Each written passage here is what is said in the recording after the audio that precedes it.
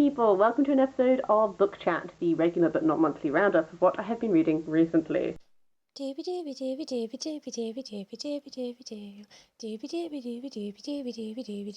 Vlogs.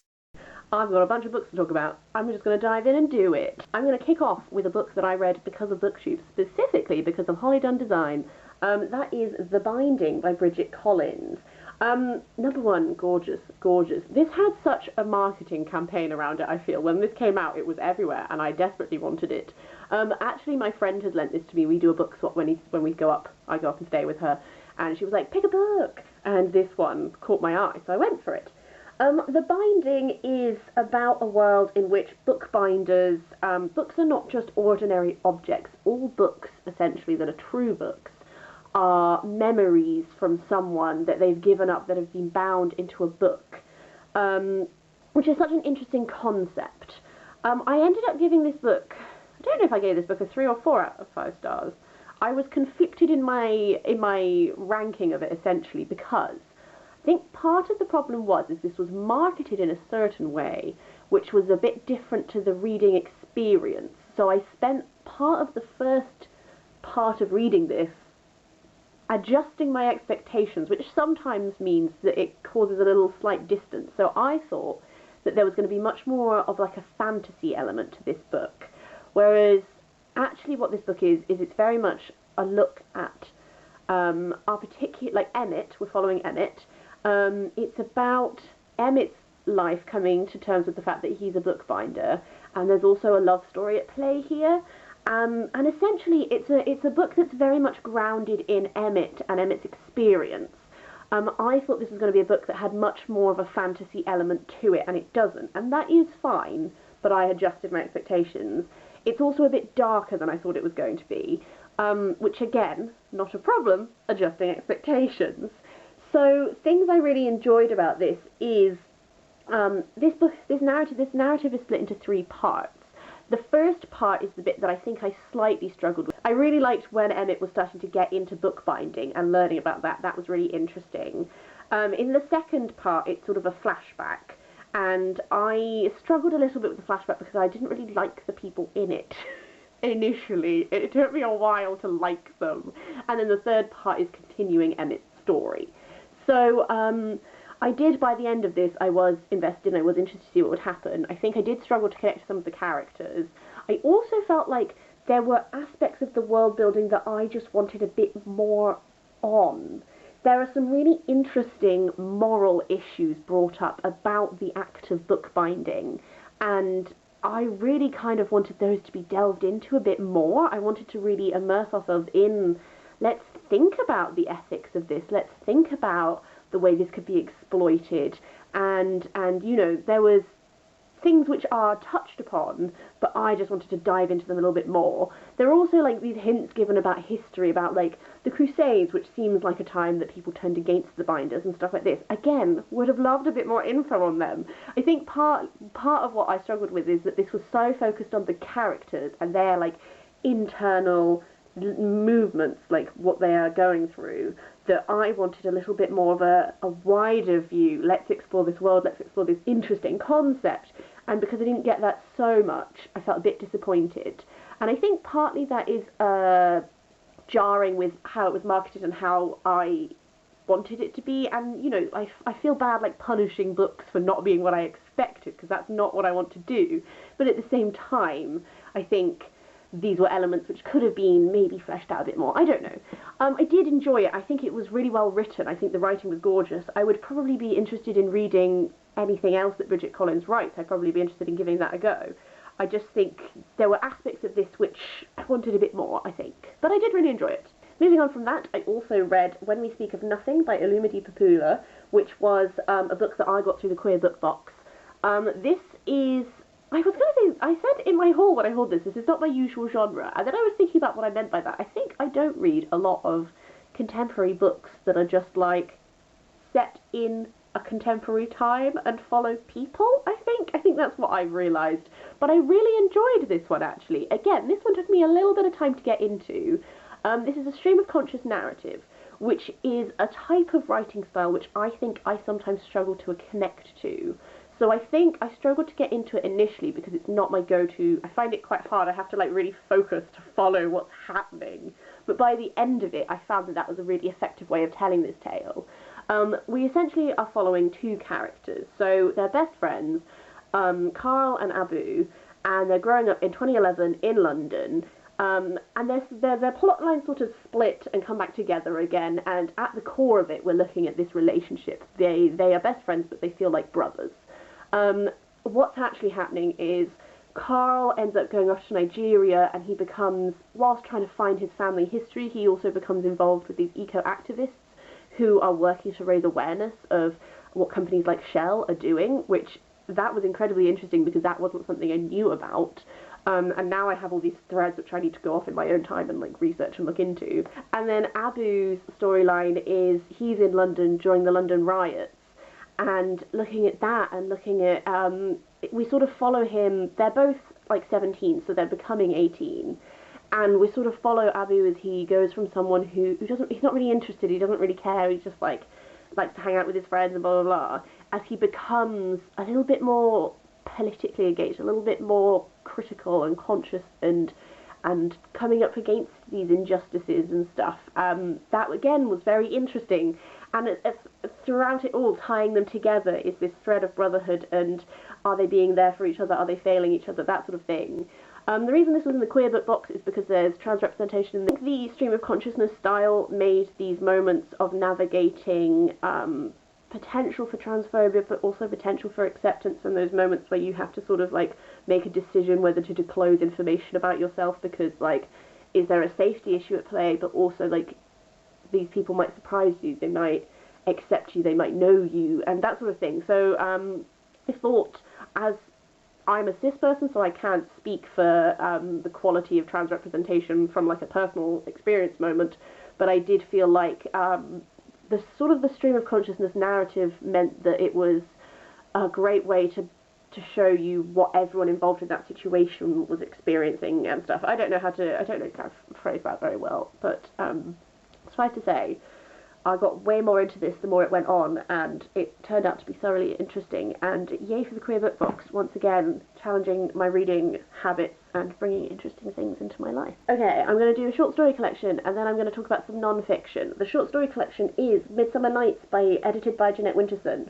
I mentioned this in my 10 lowest books on my TBR list, because I went through my Goodreads and I figured out what the 10 lowest rated books on Goodreads were, and this was quite low actually, which I think is a result of the nature of anthologies.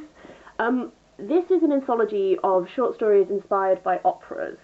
I really like opera, and I thought I really liked Jeanette Winterson, so I thought this was going to be more my cup of tea than it turned out to be. I think part of the problem was just that a lot of these were not my type of short story, and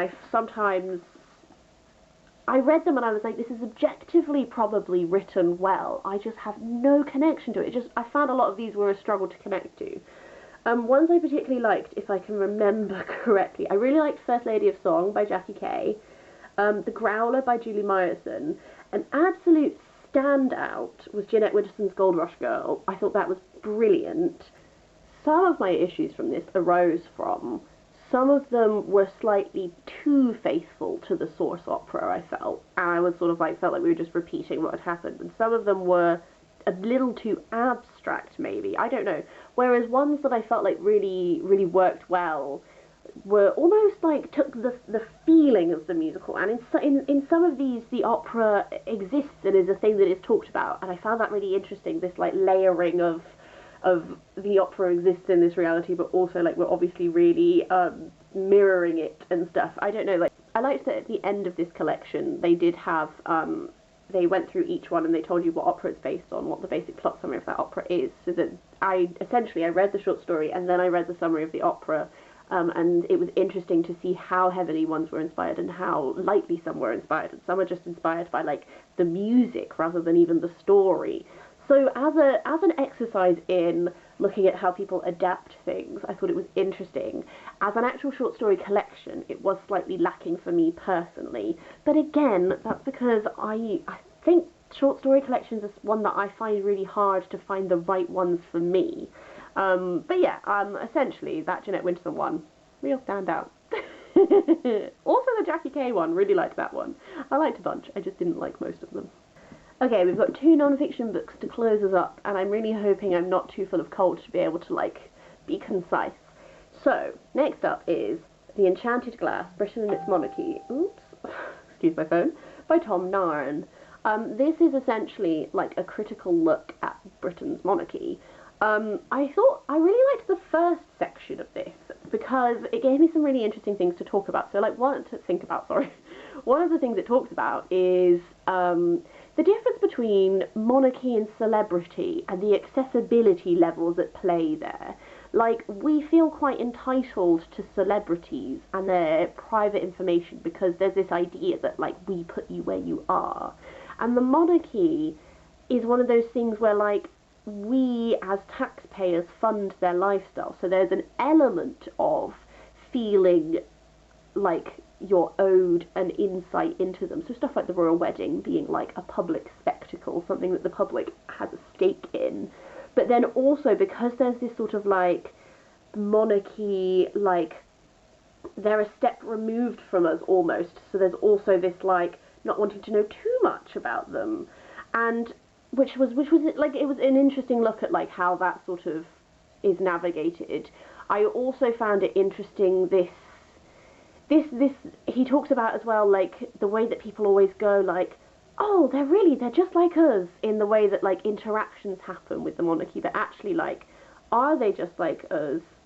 Like, are they surprisingly approachable, or is it that they've been given information about you and you always meet them at public events that are like structured, therefore of course the Queen is going to be perfectly nice and friendly to you, she's been given a little brief on who you are, you have a nice handshake, she's a perfectly polite woman, carry on.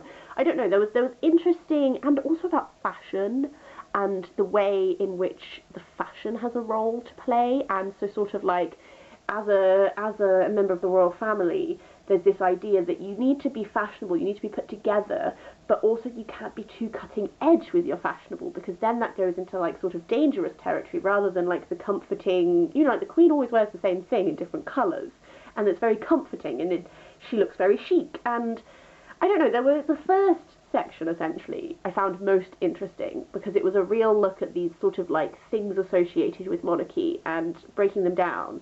I didn't always find the writing style of this the most accessible. This book has been lent to me, so I'm reading it because someone's lent it to me. But so it's quite like theory heavy. He sort of repeats himself quite a bit. There's a whole section which is all looking at like the evolution of the monarchy as it goes through time, which again I found quite difficult. I really had to really concentrate to make sure I was really taking in what was being said, but at the same time some things got repeated a bit and stuff like that, and I did find it quite hard to really disseminate what he was saying. Like if I really thought about it, I could whittle it down, but it took me quite a lot of work, and it wasn't quite what I was expecting it to be. I think I thought there would be a bit more, I don't know, there was a lot of theory on republicanism and republicanism as it exists. This was published originally in the 80s, by the way, so it wasn't the most up-to-date with the monarchy. I gave it a 3 out of 5 stars because I think objectively it's doing what it's doing very well. I think I struggled with it, and I think I struggled with the narrative style quite a lot. I thought it had some really valid points, and it's given me a lot to think about, but also I did find it a little bit hard and not very accessible sometimes. So, mixed feelings. Finally, I also read The Princess Diaries by Carrie Fisher, a sort of memoir. I've read one of Carrie Fisher's books before. I read Wishful Drinking by her, and I was surprised by how, like, readable it was. And I don't mean that as an insult, I just mean, like, she was quite funny and entertaining, and it was quite good. This is a lot more focused on her time in Star Wars. Essentially, Carrie Fisher found some diaries from when she was filming Star Wars, and so there's the first section of this is Carrie Fisher quite just before she died, really, talking, and then it goes to some of her diary extracts, and then it brings back to like contemporary Carrie Fisher again. A lot of this is to do with her relationship with Harrison Ford. I wasn't expecting it to be quite so heavily focused on that, and actually I found reading her diaries quite sad because you get this real sense, oh, will you shut up, phone? Sorry. you get this real sense of like someone who is, she seemed like she was just really lonely and really struggling, and she's having this relationship with Harrison which she can't tell anyone about because he's married. And it just feels like she's like desperately seeking his approval, which she was never sure if she had. And it just, those diary entries just really felt like someone who was really struggling, who's wonderfully eloquent and puts her feelings down in very readable, very beautifully written sometimes ways, but equally someone who wasn't very happy. And I don't know, I was just a bit sad. And I did enjoy this, and it was interesting to get an insight into that time of her life and to get an insight into Star Wars and stuff like that. I just came away feeling a bit sad. I don't know. I think Carrie Fisher is always eminently readable. I think this was a solid 3 out of 5 stars for me because there were just, I felt like it was quite heavily focused on that, and maybe, I don't really know. I'm sorry, I have a bit of a cold. I feel like my brain's really fallen out my ears. I'm going to call it a day there. As per usual, have you read any of these? Do you have any opinions on any opinions? Do you have any opinions on any of these? I'd love to hear your thoughts. I hope you're having a really lovely week. I'll see you next time for something different.